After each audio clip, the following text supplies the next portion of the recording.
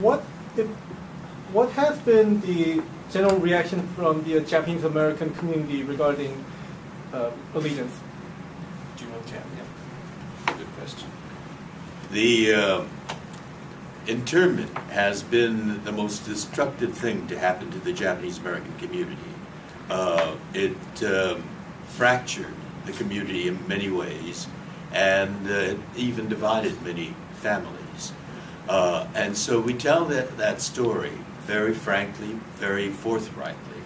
And it was amazing for us to discover when we had screenings of the DVD of the readings that we had, how those fractures, which we thought had healed, still are very much alive. For example, the Japanese American Citizens League was very eager to be accepted by the rest of America, and they became the agents of cooperation with the internment, which turned another segment of the Japanese American community off on the JACL. Those of you who may know something about the internment period, JACL people were called either jackals, JACL, Japanese American Citizens League. The initials JACL could be pronounced jackal when you pronounce that, or inu, the Japanese word for dog. And there were beatings, there were riots, there were violence, violent acts committed. Families were divided by the loyalty questionnaire. So it was a very destructive event. And when we had these various readings and screenings of readings throughout the country, particularly on the West Coast, thank you, those fractures were reopened. So yes, indeed, it was something that has revealed some of the realities of 70 years ago today. In a few months, on February 19th, as a matter of fact, will mark the 70th anniversary of the signing of Executive Order 9066, signed by President Roosevelt, which ordered the imprisonment of Japanese Americans. So it's a very timely story, and certainly one told with the power of music as well as the force of the dramatic story. It's been interesting. We've actually witnessed arguments break out in the hallways during intermission for issues that were not settled decades ago, but in fact simmered in the community for some time. So this is not an easy story for many to tell, because as Mr. Takei said, it really split families along lines of, we say, along allegiance lines. Where does your allegiance lie? With the country that imprisoned you, or and do you continue to serve it faithfully, and when it itself has failed to live up to its own values? And so that's one of the questions that the community still hasn't completely come to grips with. And so even today, this show stirs up a lot of those old emotions, and we see arguments break out in the hallways. But it's good. I think the discussion is good. If the show can revitalize and bring a debate and a dialogue that for years has just been tried to be swept under the rug, that will actually create more awareness, more understanding, and ultimately will increase the likelihood that as a nation and as a people we don't make the same mistakes again. That discussion that this will stimulate, I think, will be a real contribution, because the internment was so painful, and the fracturing and the hate that was generated by that was so hurtful, that many adults that experienced the internment never talked about it since then. And so the children of the survivors of the internment know very little about that aspect of the story. They know that their parents or their uncles or their grandparents were in prison, but they don't know the destructiveness of it.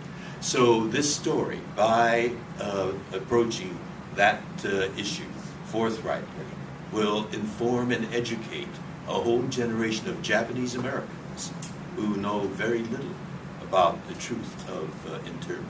And that's the important, this is important for all of America. As I said earlier, it was our Constitution that was violated.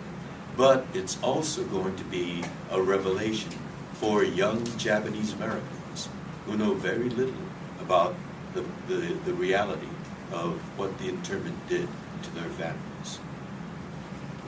Actually, in that same light, my question is, Mr. Takei, do people, do your family members, and actually for Mr. Nakauchi also, do members of your family openly talk about this? Have the years actually allowed them to talk about this, or is this still something that they don't wish to talk about? Well, my parents are gone now, but I was very fortunate in the father I had, because he not only discussed it, but he was something of a philosopher, and he believed in the fundamental ideals of American democracy. He put it in that context in my discussions as a teenager with my father. And as I quoted him in the previous session, he said both the strength and the weakness of American democracy is in the fact that it is a true people's democracy. And it can be as great as the people can be, but it's also as fallible as people are.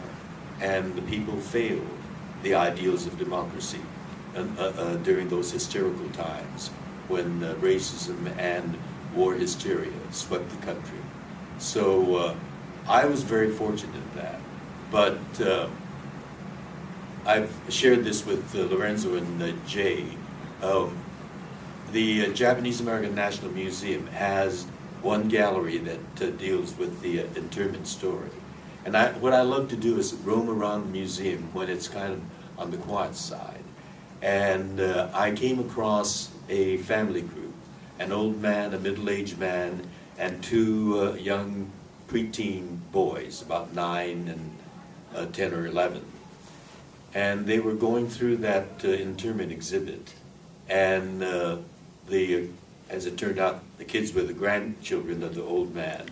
They were saying, "Grandpa, you were there? Grandpa, how did you feel?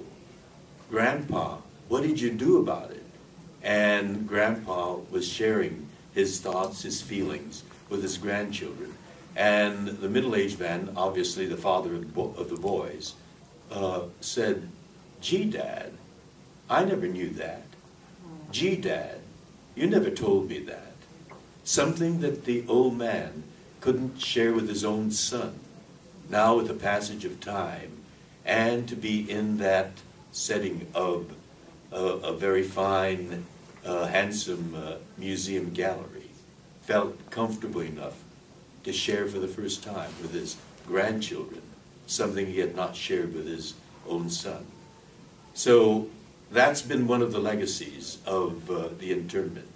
The Japanese American generation that experienced internment very infrequently shared the full story with their children. Yeah, my parents,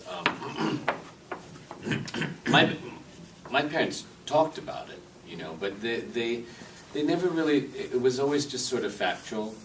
They talked about events going into the camps, and and I think what they left out a lot of times was how they felt about it. What was really going on about, because I think that was much harder to express, the anger, the outrage, any kind of the resentment. And over the years, I think they suppressed a lot of that, and it just sort of became just into their sort of like memory.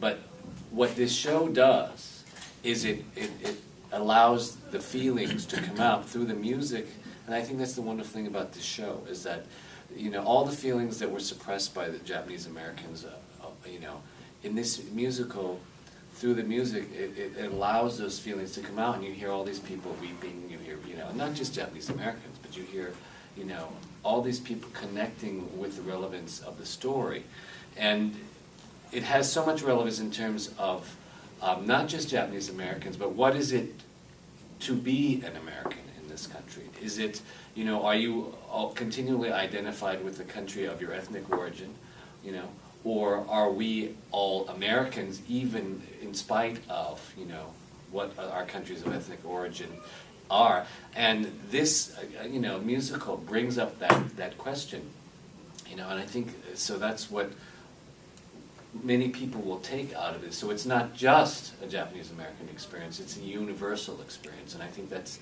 the most important thing about this musical, you know, because it's easy to sort of like just pinpoint and isolate one group of people, but the trick is to, you know, include everyone, so everyone can understand on a feeling human perspective, you know, what happened.